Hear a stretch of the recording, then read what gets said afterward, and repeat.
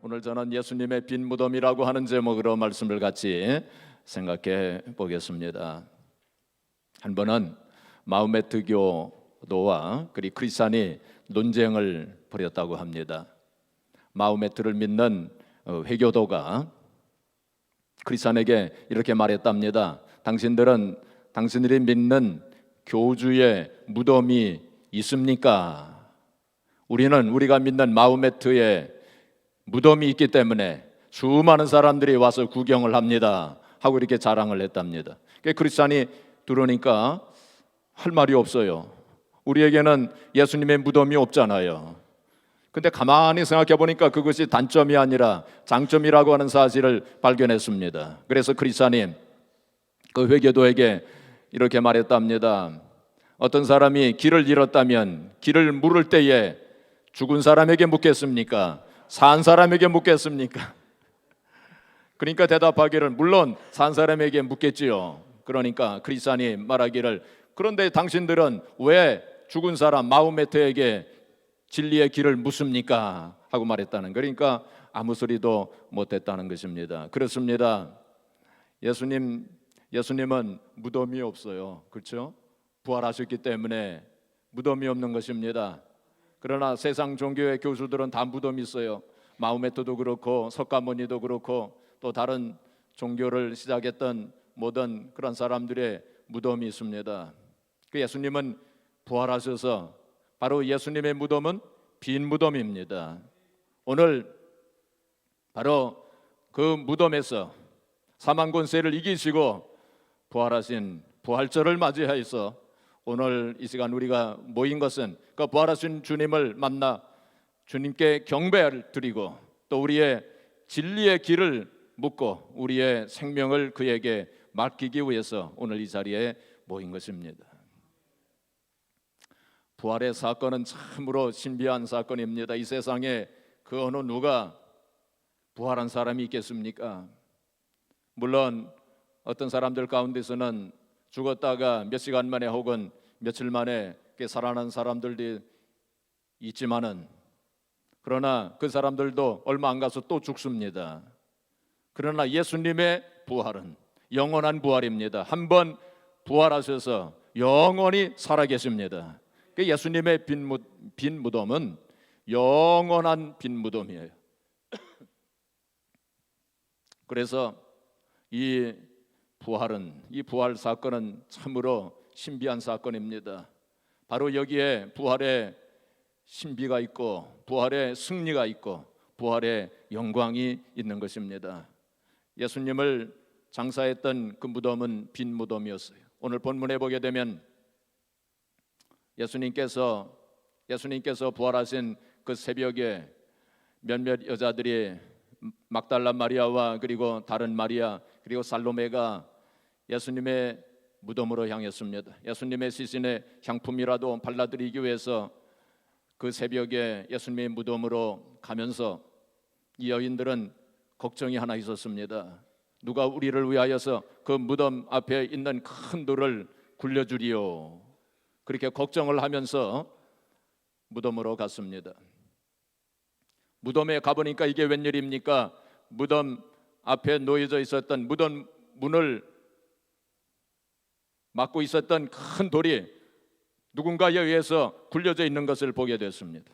여인들이 의아한 마음을 가지고 무덤 속으로 들어가서 보니까 그 오른쪽에 어떤 청년이 앉아 있는데 천사였습니다. 천사가 그들에게 말하기를 너희가 십자가에 달리신 나사렛 예수를 찾는구나. 그가 여기 계시지 않고 부활하셨느니라. 그러니 베드로와 제자들에게 가서 일러라. 여기 계시던 예수님은 부활하셨고 그가 말씀하신 대로 갈릴리에 먼저 가셔서 거기 가면 그를 만나게 될 수 있을 것이다 라고 그렇게 전하라 라고 했습니다. 그 여인들이 얼마나 그 소식을 듣고 기뻐하고 또 감격하고 얼마나 놀랬겠습니까? 그래서 막 뛰어가지고 베드로와 요한에게 그 사실을 알렸습니다. 베드로와 요한이 또 막 한 걸음에 달려가지고 그 무덤으로 가서 그 빈 무덤임을 확인을 했습니다. 그리고 다른 제자들에게 가서 또 그 이야기를 했습니다. 그 제자들이 얼마나 기뻐하고 얼마나 감격하고 얼마나 놀랬겠습니까? 오늘 새벽에도 말씀을 드렸지만은 절망이 변해서 소망으로 바뀌어지는 그러한 순간이었습니다. 바로 예수님의 무덤은 빈 무덤이 된 것입니다. 이 세상의 모든 사람들은 무덤 앞에서, 자기의 무덤 앞에서 누가 우리를 위해서, 누가 나를 위하여서 이 돌을 굴려주리요 하면서 탄식하고 한탄하는 것입니다. 그러나 이 세상에 그 누가, 그 어떤 사람이, 어떤 종교가, 어떤 사상이 우리를 위해서 이 돌을 굴려 주었습니까? 아무도 동서고금을 막론하고 그 어떤 사람도 우리를 위해서 이 무덤 문에 있는 돌을 굴려준 사람은 없었어요. 오직 예수님밖에. 예수님만이 우리의 무덤 앞에 있는 이 돌을 굴려주신 것입니다. 예수님께서 말씀하시기를 나는 부활이요 생명이니 나를 믿는 자는 죽어도 살겠고 무릇 살아서 나를 믿는 자는 영원히 죽지 아니하리라 그렇게 말씀하셨습니다. 주님께서만 우리의 무덤 앞에 있는 돌을 굴려주신 것입니다. 그래서 이제 무덤은 더 이상 슬픔과 절망의 상징이 아닙니다. 단지 무덤은 부활을 대기하는 대기소에 불과한 것입니다. 오늘 부활절을 맞이해서 다시 한번 예수님의 빈 무덤, 예수님의 부활의 의미를 잠시 생각해 보기를 원하는 것입니다. 첫째로 예수님의 빈 무덤, 예수님의 부활은 기독교의 기초입니다. 예수님의 부활은 뭐예요? 기독교의 기초가 됩니다. 그래서 고린도전 15장 17절에 말씀하기를 그리스도께서 다시 사신 것이 없으면 너희의 믿음도 헛되고 너희가 여전히 죄 가운데 있을 것이요 라고 말씀했어요. 예수님께서 부활하시지 못하셨다면 우리 믿는 거 다 헛것이라는 것입니다. 우리가 여전히 죄 가운데 있을 것이라는 것입니다. 그 예수님께서 부활하시지 못하셨다면 예수님께서 십자가 위에서 죽으신 것은 당신 자신의 죄 때문에 죽으신 것이 됩니다. 근데 예수님께서 부활하셨기 때문에 당신 자신의 죄로 죽으신 것이 아니라 바로 나와 여러분들의 죄를 대신해서 죽으신 것이 되는 것이고 바로 부활하심으로 말미암아 우리를 의롭다고 말해주시는 것입니다. 그래서 로마서 4장 25절에 오면 예수는 우리 범죄함을 위하여 내어줌이 되고 또한 우리를 의롭다 하심을 위하여서 살아나셨느니라 그렇게 말씀하시고 있는 것입니다. 그래서 바로 예수님의 부활은 복음의 기초가 됩니다. 예수님의 부활은 교회의 기초가 되는 것입니다. 그래서 초대교회 성도들은 예수님이 부활하셨다라고 그렇게 전파한 것이고 바로 그들의 믿음과 그들의 고백이 교회의 기초가 된 것입니다. 우리가 예수님의 부활을 믿지 않는다면 기독교의 모든 진리는 하나의 전설에 그치고 말 것입니다. 우리가 예수님의 부활을 믿지 못한다면 기독교의 모든 진리는 하나의 미신에 불과하게 되고 말 것입니다. 옛날 한경직 목사님은 설교 중에 이런 말씀을 했습니다. 예수님의 부활은 죽음의 세력에 대한 온전한 승리요, 온갖 악에 대한 온전한 승리요, 암흑의 세력에 대한 광명의 승리요, 온갖 불의에 대한 의의 승리요, 온갖 구속에 대한 자유의 승리요, 모든 증오에 대한 사랑의 승리요, 모든 허위에 대한 진리의 승리를 의미한다라고 이렇게 말씀을 했습니다. 오늘 우리는 이 아침에 바로 그 승리에, 그 부활의 승리에 우리도 참여하기 위해서 오늘 이 자리에 모인 것입니다. 둘째로 예수님의 빈 무덤은 우리의 무덤도 빈 무덤이 될 것을 말해주고 있습니다. 고린도전서 15장 20절에 말씀하기를 이제 그리스도께서 죽은 자 가운데서 다시 살아 잠자는 자들의 첫 열매가 되셨도다 라고 말씀했습니다. 예수님께서 부활의 첫 열매가 되셨다고. 여기 백합꽃이 있는데 백합꽃이 피는 것을 보면 한꺼번에 다 피는 것이 아닙니다. 어느 한 송이가 딱 핍니다. 그러면은 우리가 생각하기를 이제 다른 백합 송이도 피겠구나라고 그렇게 생각하는 것입니다. 열매를 보더라도 한 열매가 맺어지는 것을 보면 다른 열매도 이제 맺어지게 되겠구나라고 생각할 수 있습니다. 바로 예수님께서 부활의 첫 열매가 되셨기 때문에 이제 예수님을 뒤따라가는 우리들도 바로 부활에 참여할 것을 우리가 믿는 것입니다. 우리의 무덤도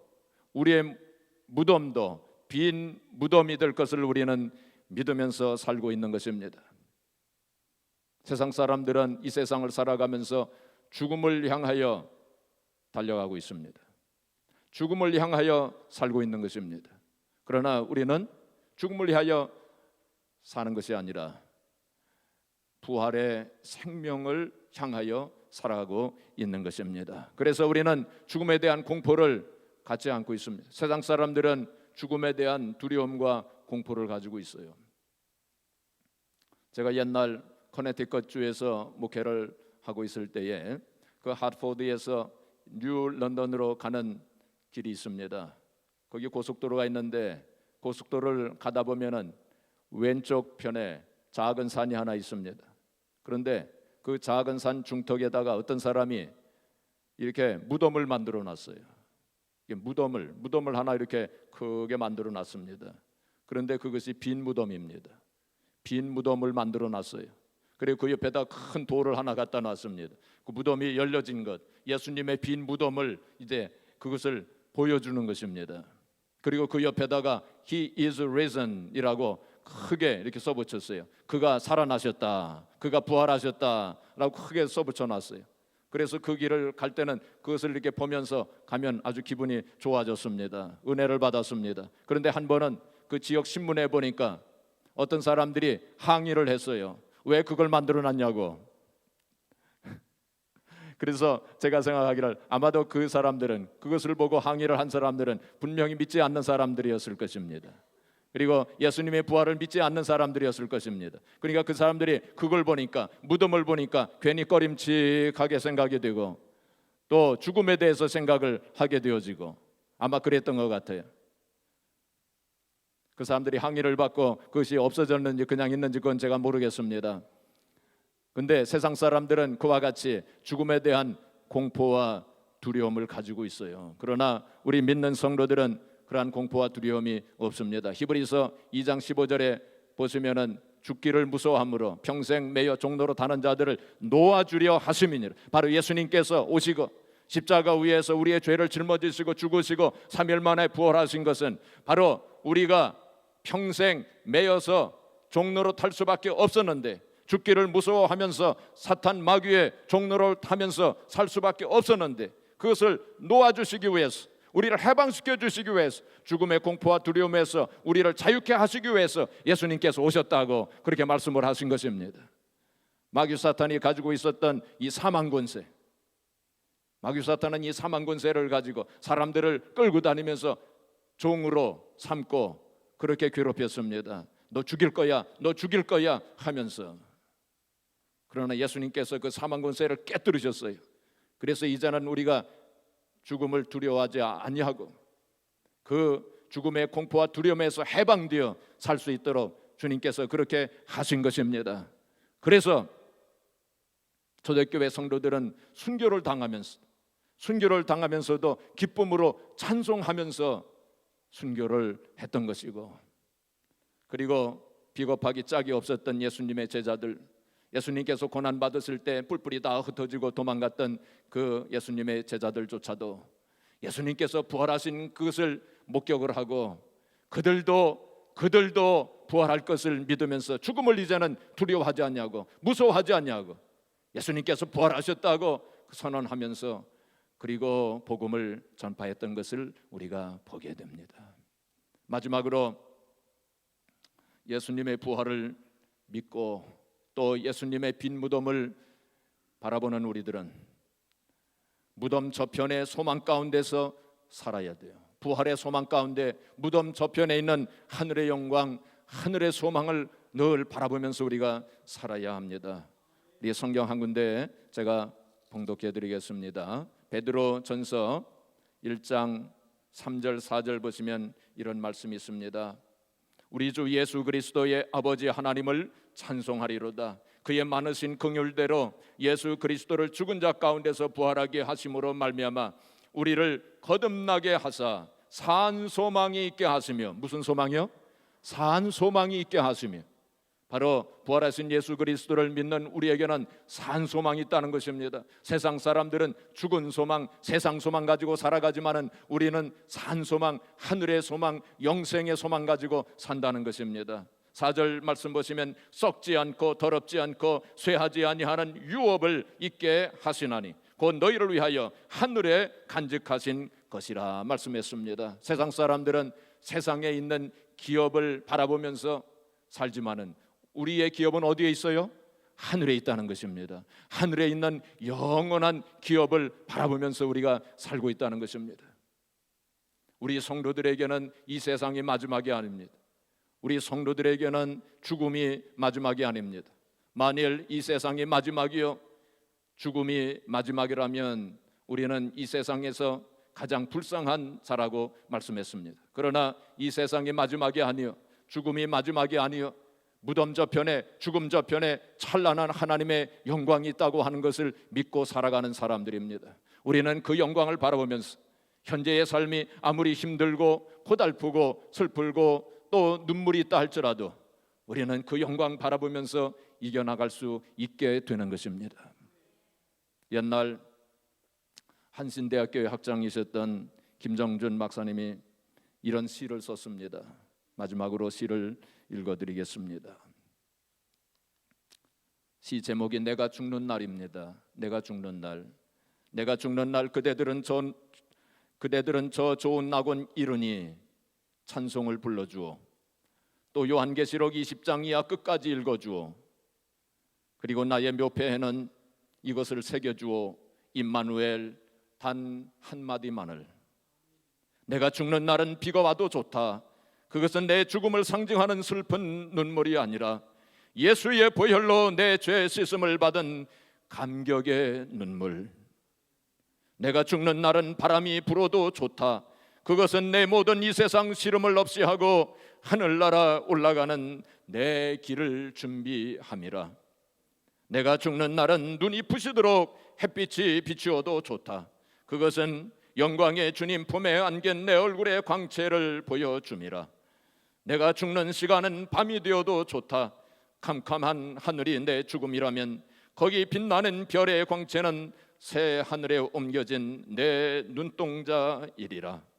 오, 내가 죽는 날, 나를 완전히 주님의 것으로 부르시는 날, 나는 이 날이 오기를 기다리노라. 다만 주님 뜻이면 이 순간에라도 닥쳐오기를, 번개와 같이 닥쳐와 번개와 같이 함께 사라지기를. 그 다음은 내게 묻지 말아다오.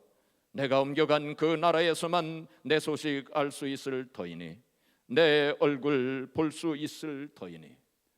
이분은 바로 당신의 빈 무덤을 본 사람이에요. 그렇죠? 이분은 바로 무덤 저편에 있는 하늘의 영광, 하늘의 소망을 바라보면서 살았던 사람이었습니다. 사랑하는 성도 여러분, 오늘 부활절을 맞이하여 우리도 마찬가지로 이러한 믿음을 가져야 하겠습니다. 바로 우리는 예수님의 빈 무덤을 바라보면서 우리 자신의 빈 무덤도 볼 수 있어야 되겠습니다. 우리는 바로 이 세상에 살아가면서 우리는 하늘의 영광, 무덤 저편에 있는 하늘의 영광, 하늘의 소망을 바라보면서 살아야 되겠습니다. 우리가 이 세상 살아가면서 참으로 어려운 일도 있고 슬픔도 있고 고통도 있고 고난도 있고, 이번에 한국에서 일어난 이러한 참사 때문에 얼마나 많은 사람들이 눈물을 흘리고 있습니까? 얼마나 많은 사람들이 절망에 사로잡혀 있습니까? 온 백성들이 지금 디프레션에 걸려 있어요. 온 백성들이 다 슬픔에 잠겨 있습니다. 여러분, 이러한 절망 속에서, 이러한 슬픔 속에서 우리를 참으로 위로해 주시고, 정말로 이러한 절망 속에서 어떻게 우리가 소망을 가질 수 있습니까? 이 세상에서는 없습니다. 오로지 죽음을 이기시고 부활하신 주님을 바라볼 때 바로 저 하늘의 영광, 부활의 영광, 부활의 소망 가운데서만 우리가 참 위로를 가질 수 있고 참 소망을 가질 수 있게 될 것입니다. 오늘 이 아침에 저와 여러분들의 심령 속에 이 부활의 소망과 부활의 영광이 충만하시기를 주님의 이름으로 축복합니다.